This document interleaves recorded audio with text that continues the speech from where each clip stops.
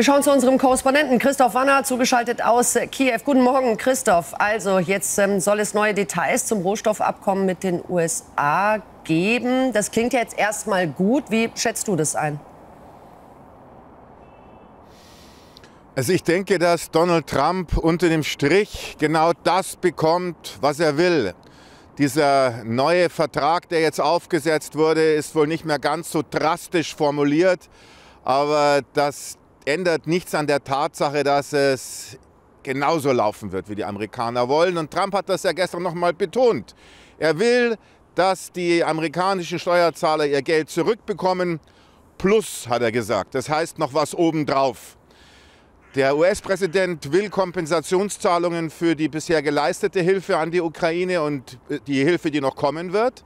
Und dieses Abkommen ist jetzt dafür die juristische Grundlage.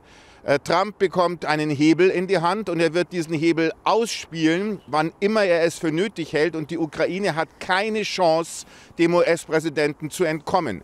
Denn jedes Mal, wenn sie ihm entkommen will, wird er sie darauf hinweisen, dass es ohne die Amerikaner während des Krieges nicht geht und auch nach dem Krieg nicht gehen wird. Also er hat tatsächlich alle Möglichkeiten, das zu bekommen, was er will. Und das weiß man hier auch in der Ukraine. Er hat versucht, die ganzen letzten Tage über zu feilschen, hat da auch eine gewisse Linderung bekommen, also weichere Formulierungen, aber das ändert eben nichts an der Tatsache. Trump will Geld sehen und er wird dieses Geld sehen. Das ist meine persönliche Einschätzung. Und er will auch mit den Russen Geschäfte machen. Da geht es auch um Rohstoffe, um die sogenannten seltenen Erden, wie er das immer nennt. Damit meint aber Trump wesentlich mehr als nur die seltenen Erden, die ja für Hightech-Waren wichtig sind, sondern er meint damit auch andere kritische Rohstoffe oder auch Öl- und Gasgeschäfte.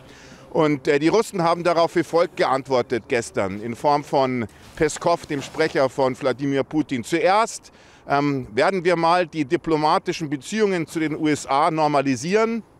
Dann finden wir eine Lösung für den Konflikt, den Ukraine-Krieg.